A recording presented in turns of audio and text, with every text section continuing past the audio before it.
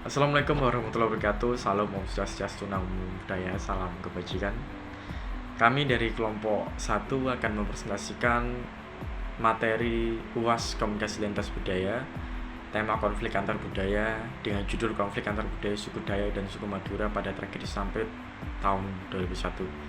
Kami memiliki 6 anggota kelompok. Yang pertama saya sendiri, Rival Iqbal Bedekso, NIM 20531 1085. Kedua, Syarul Rahmat Al-Kausar, NIM 20531 100 137. Ketiga, Ahmad Ainur Rafiki dengan NIM 20531 1072. Keempat, Diki Hartanto dengan NIM 20531 1051. Kelima, M. Malik Ibrahim dengan NIM 190531 1053. Dan yang terakhir, M. Avisyena SH dengan NIM 2100531 100 167. Selanjutnya untuk materi presentasi kami akan disampaikan oleh rekan-rekan saya.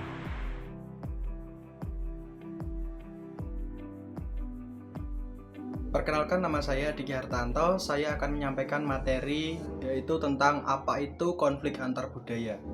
Konflik antar budaya merupakan ketegangan atau pertentangan yang terjadi antara individu maupun kelompok dari latar belakang budaya yang berbeda. Konflik ini timbul karena perbedaan nilai, norma, kebiasaan, bahasa yang dipengaruhi masing-masing pihak yang terlibat. Untuk faktor umum yang menyebabkan adanya konflik antar budaya di antara lain, yang pertama karena perbedaan nilai dan budaya. Perlu kita ketahui bahwa setiap wilayah atau daerah pasti memiliki latar belakang yang berbeda, yang pastinya memiliki nilai dan budaya yang berbeda juga. Yang kedua, kesalahpahaman komunikasi. Kemungkinan cara berkomunikasi yang berbeda itu mampu menyebabkan adanya konflik antar budaya. Yang ketiga, stereotip atau prasangka, anggapan terhadap budaya lain. Yang keempat, identitas budaya, yaitu ketika identitas budaya merasa terancam, sehingga konflik itu merupakan salah satu pertahanan untuk menjaga identitas budaya. Yang kelima yaitu ketidakadilan sosial dan ekonomi. Perbedaan dalam akses terhadap sumber daya atau kesempatan yang berdasarkan budaya. Penting untuk menyadari bahwa konflik antar budaya tidak selalu berujung ke hal yang negatif. Dengan manajemen konflik yang baik, bisa menjadi kesempatan untuk belajar dan berkembang, memperkaya pemahaman antar budaya yang berbeda.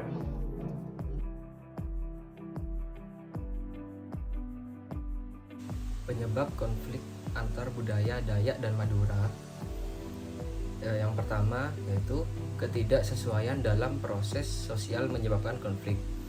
Prasangka sosial atau stereotip negatif terhadap etnis seorang disebabkan oleh ketidakmampuan mereka untuk memahami budaya etnis yang berbeda. Dalam kebudayaan etnis Madura, ajaran budaya yang menyarankan untuk selalu bekerja keras dan setia terhadap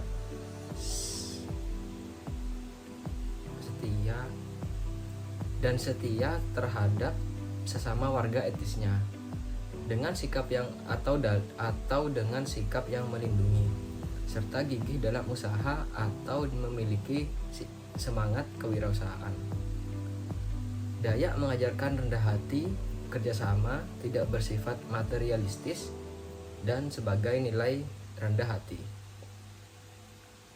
Faktor penyebab konflik selanjutnya adalah memberikan penilaian terhadap budaya orang lain dengan menggunakan sudut pandang budaya sendiri. Kegagalan komunikasi antar budaya dalam konflik disapit. Kurangnya pemahaman empatik juga berkontribusi terhadap kegagalan komunikasi antar budaya antara suku Dayak dan suku Madura. Tentu saja sikap saling memahami harus membalas mengimbangi. Hanya setelah itu akan timbul pemahaman yang saling berkesinambungan. Poin ketiga yakni tentang paradigma kultural dan paradigma struktural ini sangat berpengaruh karena ketidakpahaman tersebut yang menjadikan sebuah konflik dan terjadinya perang sampai di tahun 2001 itu. Nah, untuk yang keempat dan juga yang terakhir yakni kebijakan transmigrasi yang tidak berdasarkan pada kajian yang mendalam mengenai kebudayaan suku tempatan dan suku transmigrasi. Nah, ini ada keterkaitannya dengan kebijakan dari pemerintah gitu. Nah, kebijakan transmigrasi yang tidak berdasarkan dalam kajian mengenai kebudayaan menimbulkan kemelut di kemudian hari. Nah, ini pemerintahan tidak memperhitungkan konsekuensi jangka panjang dari interaksi kedua suku yang tentunya memiliki ranah perbedaan yang sangat kontras dalam penghargaan terhadap nilai budayanya masing-masing. Nah, intinya keduanya itu saling menghargai, tapi pemerintah kurang mempedulikan masalah transmigrasi antar suku tersebut. Nah, ini dikutip juga dari jurnal menurut pemerintah nih, dari jurnal juga pemerintah tidak memberikan informasi yang cukup kepada orang Madura yang ingin pindah ke Kalimantan tentang budaya, tradisi dan hal-hal yang tidak disukai oleh orang Dayak ketika mereka bertemu dengan orang-orang pendatang lainnya. Akibatnya konflik terjadi seiring berjalannya waktu sekitar 20 tahun setelah migrasi besar-besaran ke Kalimantan pada dekade 1930-an. Nah, interaksi antara masyarakat Dayak dan para pendatang ini, terutama di pendatang Madura, memang cenderung menimbulkan suatu konflik. Meskipun demikian, berujungnya orang Madura ke Kalimantan bukanlah untuk bertempur. Nah, tujuan orang Madura ke Kalimantan itu bukan bertempur, tetapi untuk mencari nafkah yang layak karena di daerah asal mereka mengalami kesulitan dalam mencari hal tersebut. Jadi kekurangan yang saling memahami ini akan menimbulkan sebuah konflik yang akhirnya menjadikan tragedi perang sampit karena ketidakpemahaman dan kegagalan pemahaman antara etnis Madura dan juga Dayak. Begitu. Terima kasih.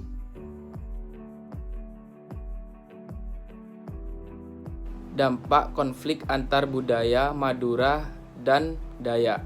Dampak kemanusiaan diperkirakan sekitar 469 orang telah meninggal, dengan lebih dari 100 orang penduduk Madura kehilangan nyawa mereka akibat dipenggal oleh anggota suku Dayak. Sekitar 1.033.500 orang Madura meninggalkan Kalimantan Tengah dan melarikan diri ke tempat lain, terutama Jawa Timur dan Jawa Tengah.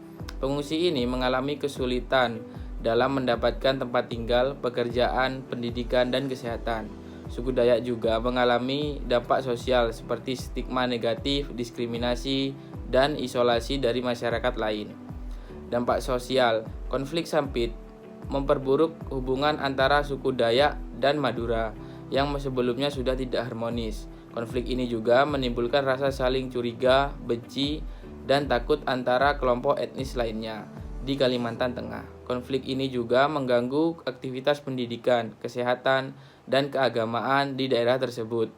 Dampak ekonomi, konflik sampit menyebabkan kerugian ekonomi yang besar bagi Kalimantan Tengah. Banyak usaha, infrastruktur, dan sumber daya alam yang rusak atau hancur akibat konflik. Konflik ini juga mengurangi investasi, pariwisata, dan perdagangan di daerah tersebut. Konflik ini juga meningkatkan pengangguran, kemiskinan, dan ketimpangan sosial di Kalimantan Tengah. Banyak ruko dan pasar serta kios yang terpaksa tutup pada saat kerusuhan berlangsung, menurut Mary 2014. Angka kemiskinan di Kalimantan Tengah pada tahun 2001 mencapai 23,6%. Meningkat dari 18,9% pada tahun 1999.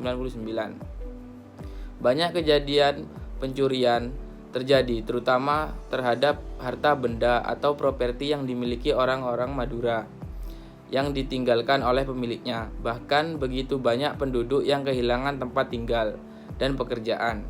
Rekonstruksi etnis dengan musyawarah damai berbasis sinergi integratif dilakukan melalui kegiatan tingkat nasional, ialah Musyawarah Damai Anak Bangsa di Bumi Kalimantan yang diadakan di NAM Center, Jakarta 22 sampai 24 Maret 2002. Pada kesempatan itu bertemu wakil-wakil kelompok yang terlibat konflik dan mereka yang peduli terhadap masalah-masalah konflik sosial.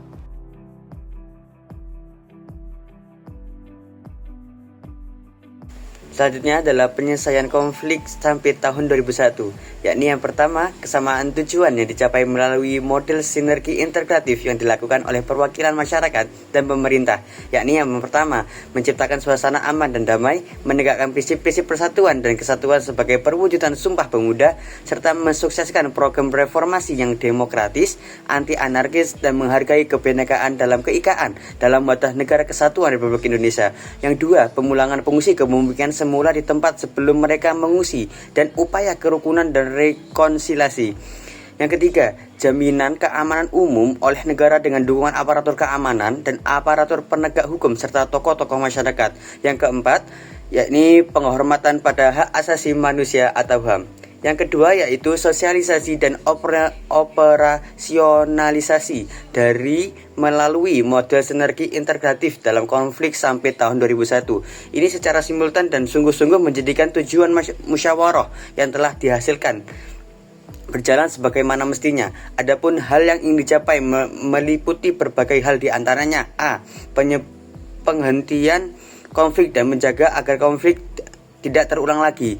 B. Perwujudan rekonsiliasi di semua strata sosial masyarakat. C. Langkah-langkah nyata dan komprehensif dalam menangani masalah pengungsi untuk merumuskan prinsip-prinsip yang akan digunakan dan titik temu yang ideal dan komprehensif. D.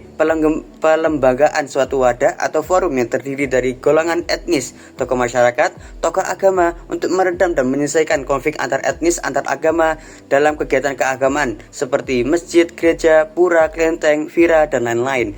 E. Menghilangkan kecemburuan dalam kehidupan sosial kemasyarakatan dengan cara memberdayakan dan memberikan kesempatan yang sama untuk berantisipasi dalam berbagai kehidupan sosial dan sosial ekonomi dan sosial budaya. F. Upaya-upaya rehabilitasi yang meliputi mental, sosial, ekonomi, dan fisik. G. Permasalahan konflik sosial melalui model sinergi integratif menjadi senjata yang diharapkan menjadi jalan tengah resolusi konflik sosial. Demikian materi yang bisa kami sampaikan. Mohon maaf bila ada kata-kata ataupun ucapan-ucapan yang kurang berkenan. Kami dari kelompok 1 mengucapkan terima kasih banyak atas perhatiannya. Wassalamualaikum warahmatullahi wabarakatuh.